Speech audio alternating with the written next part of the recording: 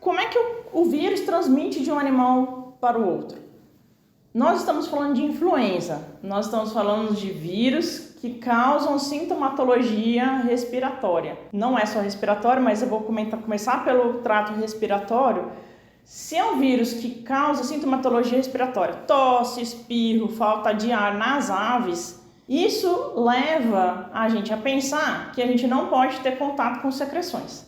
Secreções de saliva, secreções oronasais, secreções oculares. Então, o que acontece às vezes, eu tenho aves com grande lacrimejamento, secreções, e você não pode ter esse contato direto. Esse vírus, ele também tem uma certa predileção para o sistema nervoso. Então, além dos sinais respiratórios, as aves também podem ter sintomatologia nervosa. Então é aquele andar cambaleante, um andar em círculos. As aves aquáticas às vezes nadam em círculos ou nadam até de ré. São aves que às vezes elas podem ter uma apresentação que lembra um torcicolo. Então essas características nervosas, um comportamento anormal, a gente tem que ficar bastante atento. Como essas aves também podem apresentar diarreia, as fezes também é uma fonte de transmissão.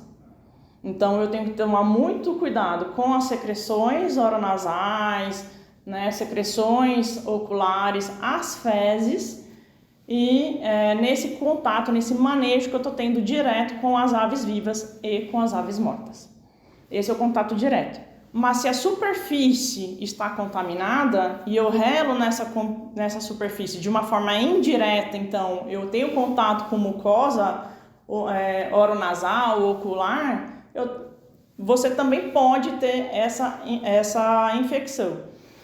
E aí, no caso, por exemplo, as aves, não é difícil a gente imaginar, se a gente pensa na criação comercial, que são aves muito aglomeradas, se eu tenho uma densidade populacional e uma ave ela está doente e a doença é contagiosa, de forma direta eu consigo já contaminar. E de forma indireta também eu também consigo contaminar essas aves.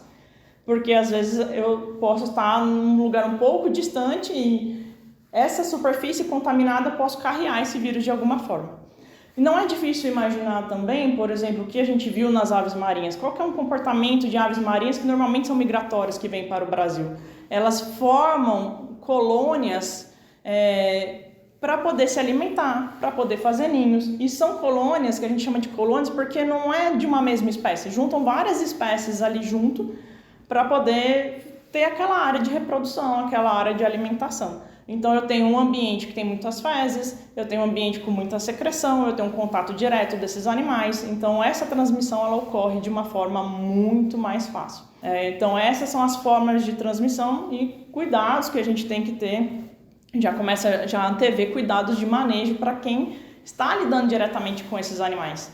Então o manejo das aves vivas e mortas, ela é muito importante que a gente obedeça alguns cuidados, como o uso de EPIs, por exemplo, higienização, então higienizar mãos, usar álcool gel. Lembra da Covid? Serve tudo isso também para a influenza aviária.